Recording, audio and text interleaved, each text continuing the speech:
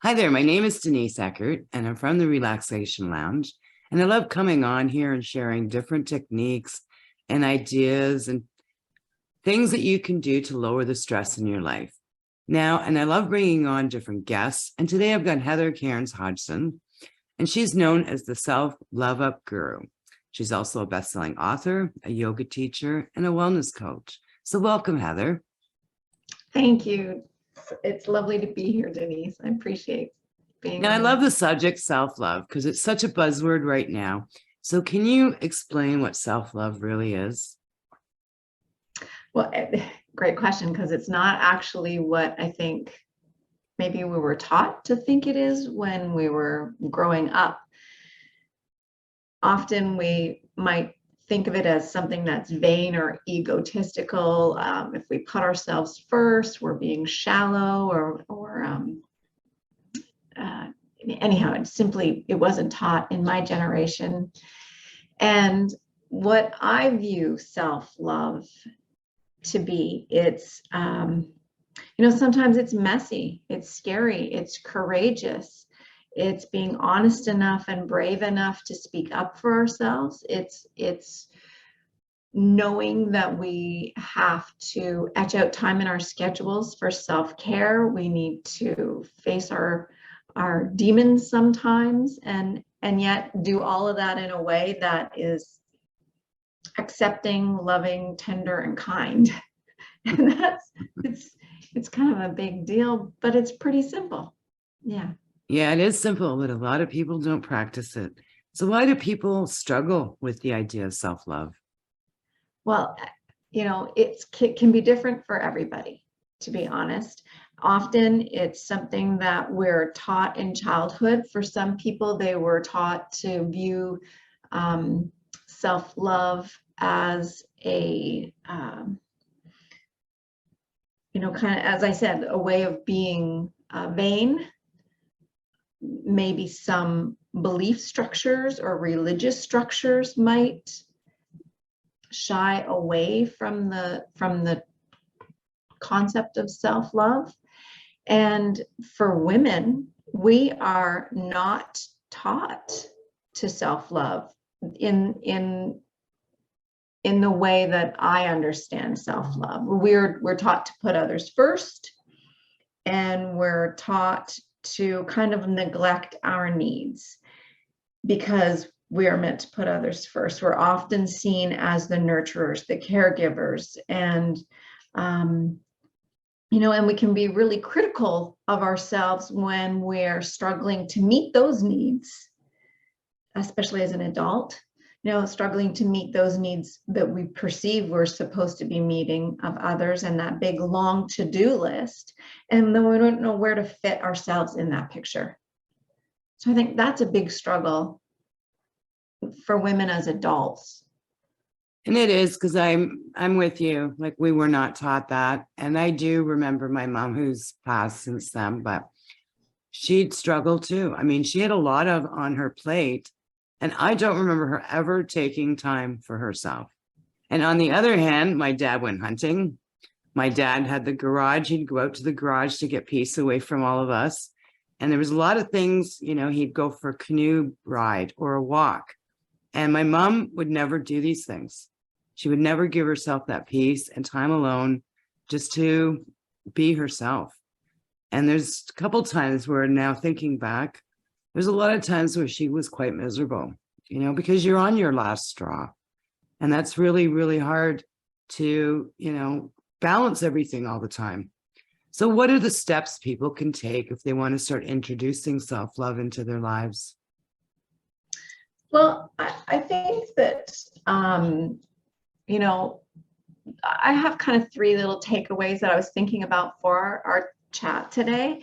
And one of them, the first one would be like, learn to give yourself permission to heal and self-love. Because, I know a lot of your audience is busy entrepreneurial women, and especially that demographic. We are busy. We are often overscheduled. We're stressed. We might be multitasking careers and family, or caregiving parents, or neighbors and friends. You know, the list just goes on and on. So we feel this need. We've kind of sold a lie. We have this super heroine image that we're to do it all. And we push harder, we do more, we multitask. And yet when we push through our days like that, we don't save room for that critical healing and self-care, and those self-love routines that actually support us in fulfilling some of the aspects of our business and our success in our lives. So we must figure out, be willing to figure out, recognize that we have to figure out and make it a priority. How can we fit in these little, even moments? There has to be space for us, because it becomes critical. It's critical to our success. So that leads me to my next point, is like, start right where you are. You don't wait till you finished your to-do list. Don't wait for that next momentum to happen. Don't wait till you lose weight. Don't wait till you do all the things. Like, start now. Stop holding ourselves at bay from feeling like we deserve a rest, or we deserve self-love and nurturing. And we do that as women. We think, oh, when I get that done, then I can have some me time. And so we really have to shift that. So make that another priority, that shifting the decision that you're going to start to put yourself first. Start by saying no more. And so, like, figure how you can schedule that in. Like, I literally, when I was very, very busy in my work, I would literally schedule creative blocks and downtime blocks into my calendar. I put them in there. Nobody else is going to put them in there for me.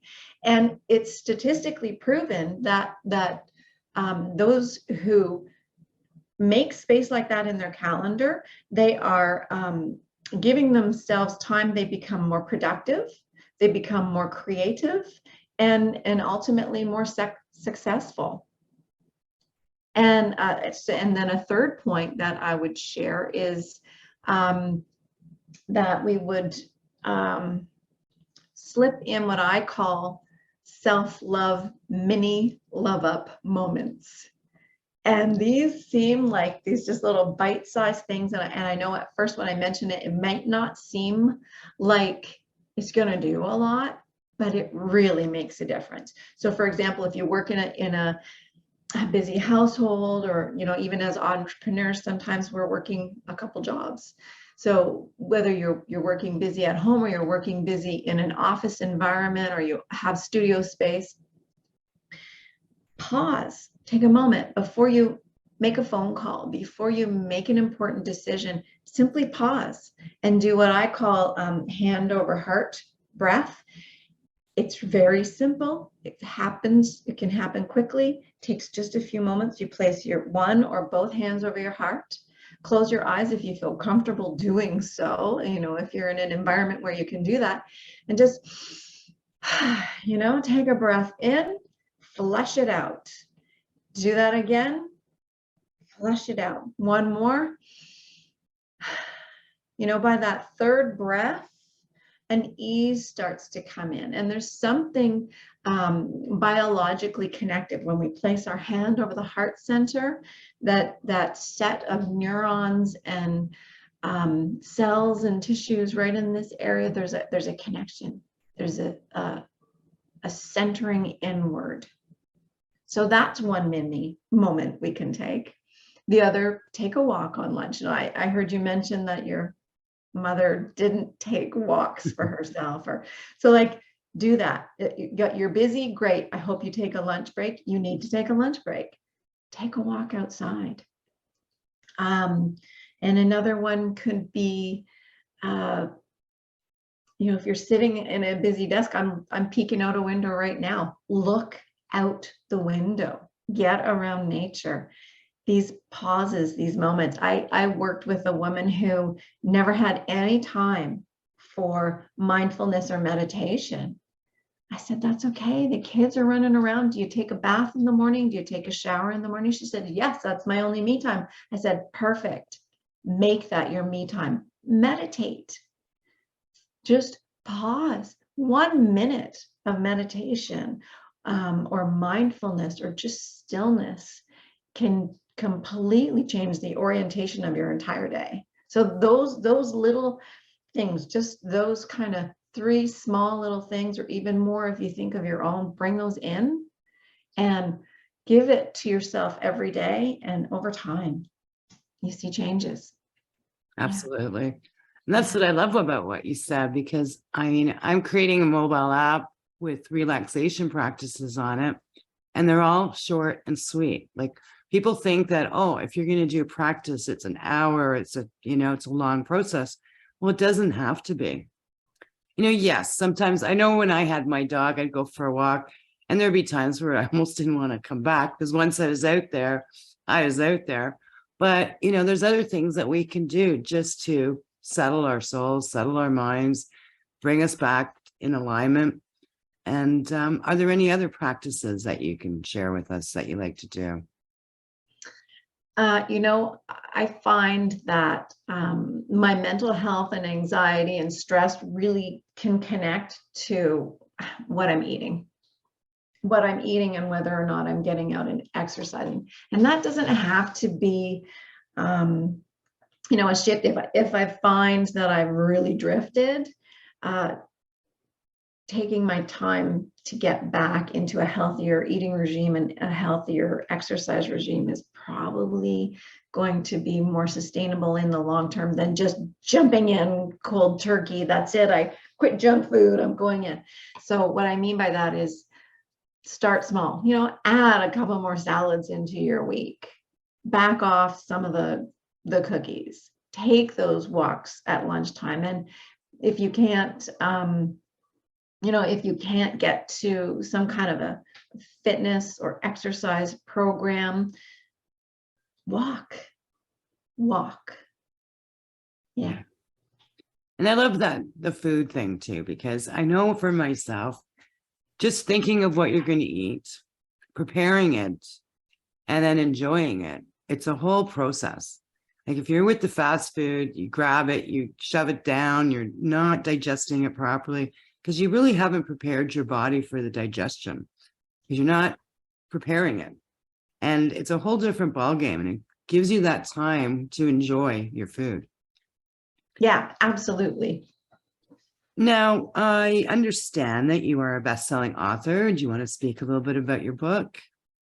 Well, I was very fortunate enough to be a part of a book collaboration in 2019. It's a collaboration of stories of triumph over trauma with 12 other authors. And so I have a chapter written in that, and it became a best-selling book, and it is available through Amazon. And it's called Awakened the Magic Within, Triumph Over Trauma. So people could search that out and find it. And I'm actually writing a self-help book that has been a few years in the process, and I'm getting very, very close. And it's all about self-love and the journey and the way I got there, and recommendations of how other people could try. Yeah. Now, is that more of a biography, or is it more of a workbook, or a little bit of both? It's kind of both. Or do you know yet? I know. It's like I'm very close. My published date, I'm really hoping will be sometime in 2023. I've got a deadline for May 2023 to be personally ready for print. And it's been through, like, I've paid professionals for an editorial assessment. I've now gone through editing it numerous times. And so I find I work good on, so that's back to the busy entrepreneur side. I work great when I give myself a deadline. I've come to learn, give myself sensible deadlines. And I feel like that May 2023, I will be kind of handing it off to possibly a self-printing publication company or seeking out an agent, but either way. Yeah. And I do follow you on social media, and you're just so relaxed. You're so happy. Just the things you're out there doing, a lot of things in nature. And it's just, I don't know how to say it, but I feel for you. It's a wonderful, there's just an aura about what you're doing all the time that just feels so happy. I love it. Oh, thank you. Thank you. Well, I mean, I keep showing up, and I'm open and I'm ready to keep learning, even though I've got this book. I'm hoping it'll be about 200 pages from start to finish by the time it's in print format. And I'm reading through it every time I'm editing, and I'm going, wow, I've still grown since then. But I think we have a lifelong journey to pursue our greatness and keep evolving and keep digging deeper. Now, what brought you along this path of being a wellness coach? Oh, I mean, that's the loaded question. I mean, I'm a survivor of some issues through childhood, some trauma and abandonment, and then some toxic relationships through my late teens and early adult years. And I don't know what it was about me that I didn't give up, and I just found the strength to keep going. And I was open to finding healing. I reached out in a lot of different ways. I did a ton of reading, and those things kind of just spurred me on into the wellness industry. And I always seem to have a natural knack for doing healing work. So I ended up pursuing in numerous certifications in all kinds of things in the wellness industry. And that was my journey. That's been my journey, continues to be my journey. I think if I could learn to heal myself and feel, and it wavers. It's a never-ending journey. But if I can overcome what I've overcome, I believe other people can. And I'm not for everybody, but for those who I'm right for, it's generally, we know when it's a good fit. And yeah. Now, what kind of people do you work with? So I do work generally with women. I do sometimes occasionally work with men, but mostly it's women, and often entrepreneurial women. These are women who are quite smart. They have often put others before themselves in their lives. Many women are, I would say, kind of in their 40s and older. There's perhaps it's the coming of age, and where we start to recognize and have a sense of ourselves enough to know that we can start to take care of ourselves more. Absolutely. I love that. So I understand you have a free meditation on your website. Do you want to speak about that a little bit? Yeah. Oh, okay. It is lovely. It's called the Loving Body Meditation, and it is available you just go to my website. It's selfloveupguru.com, and just scroll down, have a look around on the website. But if you scroll to the bottom, you'll see a little image of somebody sitting in kind of a meditation, and there's a free 15-minute meditation there. And yeah, I really enjoyed it. It's a little bit like a yoga nidra in some ways, which means we will focus through the body and just send love into the cells and the tissues throughout the body. And it's very relaxing. Sounds amazing. Now, do you do a morning routine for yourself? My question. Oh, absolutely. Yeah. I didn't even have to prepare for this one. I absolutely do. I'm a morning person now. I did not used to be, but I am a morning person. So I get up early. I do my best to stay off of devices and social media for as long as I can in the morning. I find that that is more beneficial. I drink a glass of hot water in the morning. I sit quietly. If there's stars out, I look at the stars for a little while. We have a little doggy right now, so often walking the dog for a good 10, 15, sometimes 20 minutes in the morning, just getting some fresh air. Then come in and I will, maybe move my body a little bit and just, I find if I give myself more time by getting up earlier in the morning, I have an easeful start to the day and I get in those self-care practices, including maybe a little bit of self-massage prior to or after my bathing. Or some dry brush scrubbing, some little things like that that I would never have had time for before. So those things kind of are like just a part of my life now. Awesome. Okay, we're going to wrap this up. Is there something that you want the audience to walk away with today? Final note of wisdom. Listen, I think we all want happiness and a sense of belonging. I think being nurturing, tender, and kind to ourselves more often is going to bring more of that into our lives. So please give yourself permission to do that. And I love saying too, like, if you're happy, your partner's happier, your kids are happier, your spouse is happier, everybody around you is happier. So, I mean, it does, the happiness does spread out. So it's very important in our lives.